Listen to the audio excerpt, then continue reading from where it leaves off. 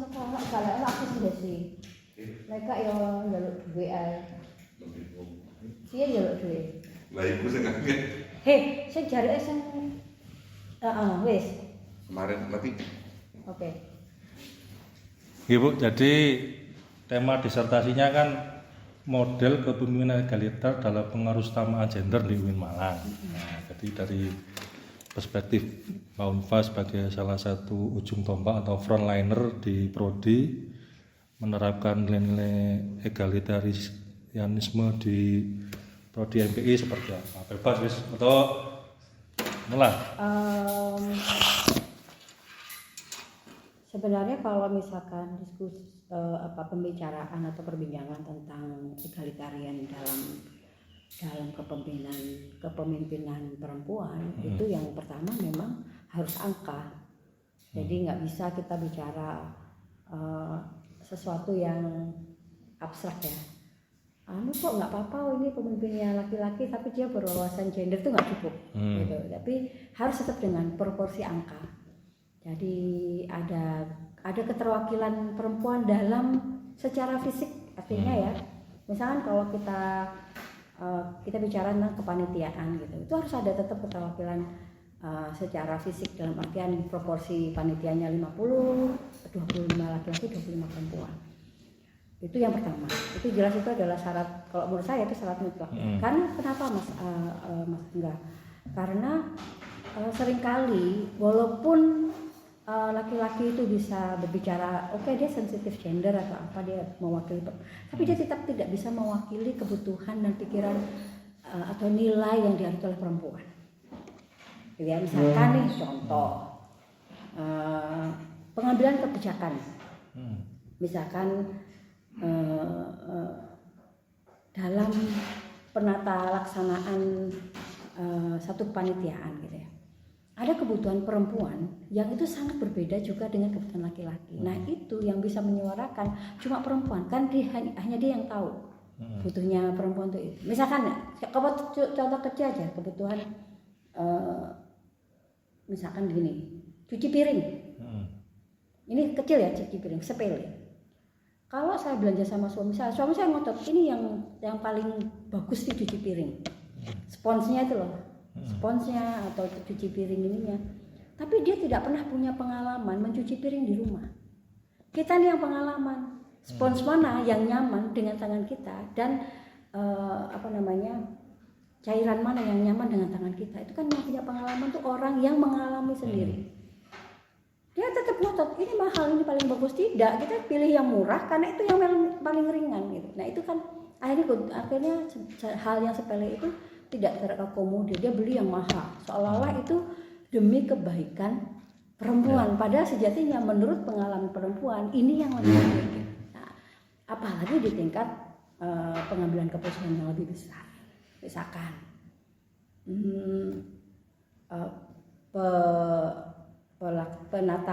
misalkan kita bikin diklat nih, diklat berhari-hari, semuanya harus ikut. Kalau nggak ikut dia tidak loyal. Itu kan pengambilan keputusannya tidak pernah mendiskusikan itu terhadap para pejabat perempuan ini. Nah, kalau di beberapa negara yang memang sudah punya proporsi itu bagus, dia akan sangat consider dengan aspek gender tersebut. Gitu. Misalkan workshop atau apa sehari 2 hari itu harus dialihkan menjadi online, hybrid segala macam, itu kan bisa menjadi pertimbangan. Dia harus menyusui, dia harus beban di rumah itu yang harus preparing anak ke sekolah itu ya perempuan gitu. Misalkan kayak mengajar 6:30 gitu. Itu kalau di luar negeri ya nggak ada ya, mengajar 6:30 itu nggak ada. Dengan pertimbangan ruangannya nggak ada. Kenapa yang pertimbangan ruangan nggak ada itu tidak ditambahkan ruangannya ketimbang dia mengorbankan beberapa aspek gender? Memang makanya kalau kita bicara gender kan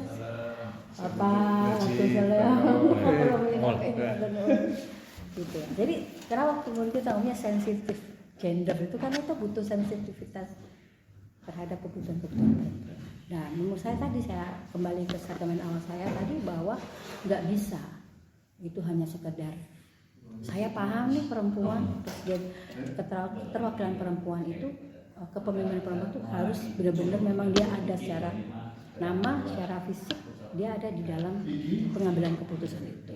Misalkan kayak kita bicara bikin seminar deh, narasumber itu kan orang-orang perempuan itu selalu kita cerewet, berapa narasumber dia bicara tentang perempuan tapi narasumbernya laki-laki. Sama dengan saya nggak mengerti dengan Mas Angga, misalkan merokok itu adalah kebutuhan yang kita kan selalu judging ini segala macam. Jadi hal-hal yang sifatnya pengambilan kebijakan, saya tetap berpatokan bahwa kehadiran fisik, kehadiran pemikiran perempuan itu tidak bisa diwakilkan oleh kepada laki-laki. Dia harus mewakili kelompok mereka sendiri. Jadi harus, itu yang namanya egalitas numbers. Oke. Satu lagi Bu. Ya. Kemarin kan saya juga mewawancari informan dari perempuan yang lain, dari dosen. Salah satu kendala dia itu ketika bekerja sama dengan pemimpin wanita adalah itu ya pada waktu itu hanya enaknya saja, pas mudi aja gitu. Itu dia, menurut dia juga mengalami underestimate ya, ketika dipimpin perempuan sama laki-laki itu ya sama aja, yang bahkan justru lebih nggak enakannya itu sama perempuan karena borok misalnya begitu dalam tanda kutip. Itu kalau dari perspektif Ibu kayak apa? Jadi sensitivitas gender itu tidak serta-merta kemudian dia berwujud perempuan, dia punya sensitivitas itu. Karena itu banyak faktor ya, banyak variabel ya yang membentuk seseorang. Variabel yang membentuk seseorang ya. Bisa jadi pengalaman yang memang dia dibesarkan di lingkungan yang sangat patriarki, mau nggak mau dia mengadopsi value, nilai yang seperti orang lain punya. Dan gitu kan, nggak usah jauh-jauh, makanya perjuangan gender itu sangat lama karena memang kita mengubah sensitivitas seseorang untuk memahami dan mendudukkan perkara itu di pada tempatnya. Misalkan dia ambilkan nano, nggak usah jauh-jauh lah, saya sendiri misalkan ya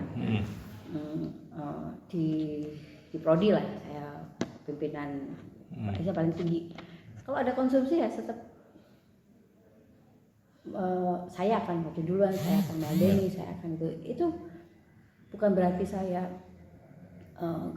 nggak mau mentang-mentang, enggak. Sebenarnya adalah sejatinya sesuatu yang sudah lama, bertahun-tahun dalam benak kita, dalam hati kita. Kata melepaskan itu kan butuh revolusi ya, maksudnya butuh lompatan. Itu beberapa hal yang misalnya saya sangat esensi, saya perjuangkan. Tapi kalau misalkan sekedar misalkan oh ya sama-sama untuk ini aja ya, pikiran saya adalah bukan karena saya perempuan kemudian saya mau meladeni itu, tapi karena saya ingin I'm going to take, saya akan memberikan kontribusi lebih pada aspek itu. Gitu. Jadi memang mindset kita, jadi kita nggak merasa tertekan atau merasa bahwa kita disupres ya kalau bahasa ininya, atau di underestimate atau segala macam. Tapi memang banyak sekali keluhan. Misalkan punya bos perempuan itu jauh lebih sulit meladeninya ketimbang bapak-bapak misalkan. Itu banyak itu sebenarnya tidak hanya faktor gender, tapi banyak hal. Bisa jadi dia masa kecilnya pola didik asuh di rumah yang tidak bagus. Jadi kalau marah-marah itu kan bukan aspek gender sebenarnya, aspek manusiawi. You kalau di rumah di abuse kan seperti di kantor juga bagus. Jadi ada yang itu kemudian disangkut pautkan dengan jenis kelamin yang dia punyai. Itu kan stereotyping, perempuan itu marah-marah, moody gitu. Emang di sini nggak ada bapak-bapak yang moody kan, banyak bapak-bapak yang moody gitu loh. Jadi aspek-aspek kayak gitu tuh harus ya, orang akan mudah sekali menjudging. Misalkan bapak-bapak marah-marah, bapak-bapak itu moody, nggak mungkin itu akan keluar. Tapi kalau ibu aja kita marah sedikit pasti ibu itu lagi moody. Itu stereotyping. Itu kalau menurut saya begitu. Jadi mensikapi harus clear cut-nya, melihat itu jangan. Kalau dia marah itu emang perempuan tuh suka marah-marah, itu stereotyping. Itu yang sedang diperjuangkan. Emang bapak-bapak nggak marah-marah, kan marah-marah juga. Kalau bapak-bapak kan cenderung diam. Kata siapa itu Pak Browono? Cenderung terjun ke jembatan. Enggak juga, marah-marah juga gitu. Tapi kan kalian tidak tidak sesegera menstereotipkan bapak ini marah-marah gara-gara laki-laki kan tidak, yes marah-marah aja. Tapi kalau perempuan marah-marah akan stereotipnya emang ibu-ibu sih. Masuk. Gitu. Terima kasih. Wah, lumayan deh. Wis rong halaman iki.